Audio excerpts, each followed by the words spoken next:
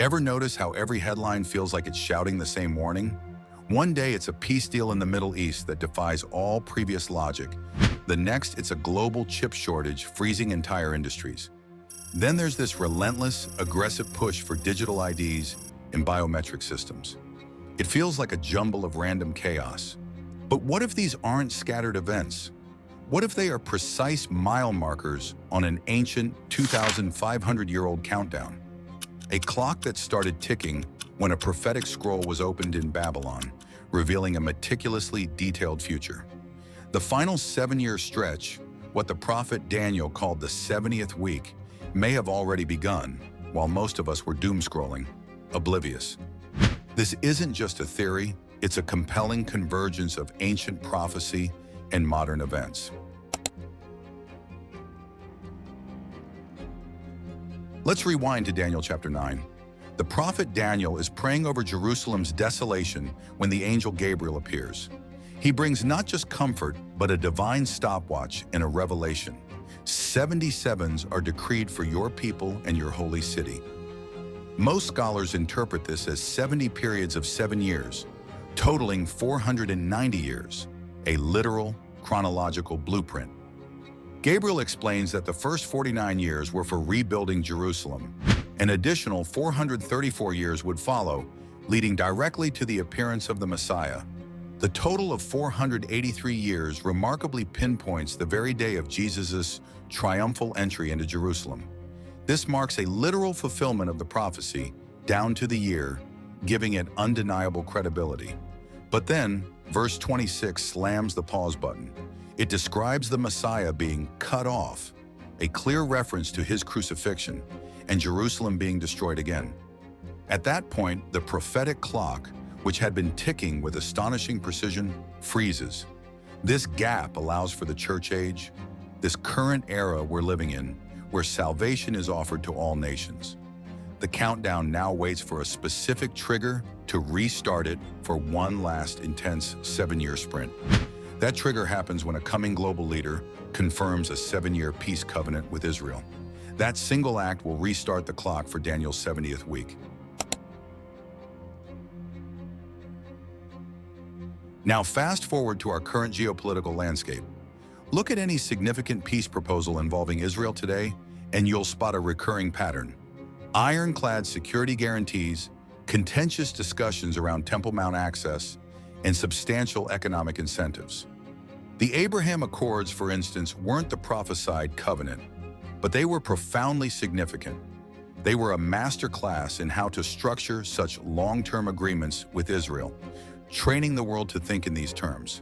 Consider also the EU's Horizon Europe deal with Israel, a massive research and innovation framework. Its length? 7 years. Is this a coincidence or a pattern emerging before our eyes? Prophecy doesn't name the specific treaty, but it does describe its nature. He will confirm a covenant with many for 1/7. This isn't about creating a new deal from scratch. It's about confirming or strengthening an existing framework. The moment that parchment is signed, the prophetic clock will resume, and the first 3.5 years of this final 7-year stretch will likely look deceptively calm and prosperous, perhaps even with a rebuilt temple. This peace, or the illusion of it, will be the opening act, lulling many into a false sense of security. But don't be fooled by the initial calm. Precisely at the halfway mark, 1,260 days into this covenant, the same peacemaker will dramatically pull the rug out. Sacrifices in the new temple will halt, a grotesque idol will be erected there, and a global loyalty test, unlike anything humanity has experienced, will be rolled out. Jesus himself called this the abomination of desolation, a moment of unparalleled spiritual desecration and political tyranny. The book of Revelation calls it the start of the Great Tribulation. Ever wonder why tech giants are pouring billions into biometric payment rails and iris scans? Or why organizations like the UN float concepts like digital food ration cards tied to a global identity? They aren't the mark of the beast, not yet, but they are the infrastructure, the technological framework that could enable such a global loyalty test. When that day comes, the warning for believers in Judea is to run immediately without hesitation. The second half of this final week will be a time of unprecedented trouble, a period Jesus described as great tribulation, such as has not been from the beginning of the world until now, no, nor ever will be. So why do so many people miss these profound prophetic shifts? We're often conditioned by pop culture to expect Hollywood-style cataclysms to kick off the end times. But Scripture often whispers. The flood in Noah's day arrived similarly. People were living normal lives, buying, selling, marrying, right up until the waters rose. Jesus said the end of the age would mirror that very vibe. Business as usual, right up until the moment everything changes. If you're waiting for a breaking news alert that reads "Tribulation started," you'll likely wait too long and miss the subtle, yet undeniable signs already unfolding. The true indicators are more nuanced. The normalization of Israel on the global stage, the growing talk of a rebuilt temple in Jerusalem, and the surprising frequency of 7-year frameworks to solve global crises. These are no longer isolated incidents. They are a consistent pattern. The stage is set. The world is being primed technologically, politically, and spiritually for the events Daniel described. All that's missing is that pivotal 7-year covenant. Before you share another conspiracy thread or lose yourself in the scroll of global anxieties, ask yourself this. Are you ready if tonight's news drops that headline? If you've never said with genuine humility, "God, I can't do this on my own. Jesus, rescue me," then make that prayer your absolute priority. He is the only bunker that survives the blast, the only anchor that holds firm in the storm. Your personal readiness is the most important piece of this entire puzzle. When that final 7-year period truly begins, especially in its second half, it unleashes unprecedented intensity. We're talking cataclysmic natural disasters that make current events look like a mild spring shower. Oceans will turn undrinkable, and a cashless system will link buying a loaf of bread to swearing allegiance to a global authority. This isn't about convenience, it's about control. Martyrs, those who refuse to compromise their faith, will cry out from under the altar. Meteors will streak across the sky bringing judgment. And Babylon, a powerful, oppressive world system, will celebrate its perceived victory while the world burns around it.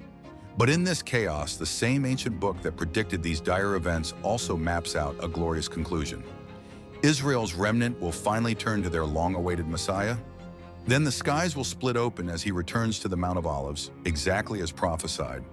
The 7-year rule ends, not in darkness, but in a glorious kingdom, ushering in an era of eternal righteousness and peace under his reign. If this message resonated with you, copy the link and text it to that friend who keeps asking, "Why does everything feel so off lately?" Share it with someone who's searching for answers amidst the noise. But here's the vital caveat. Keep the conversation factual and grounded in Scripture, not frantic. Facts bring clarity. Fear just creates panic and confusion. Be a source of calm, informed perspective. Let me be clear. I'm not setting dates. The Bible slams that door shut. No one knows the day or the hour.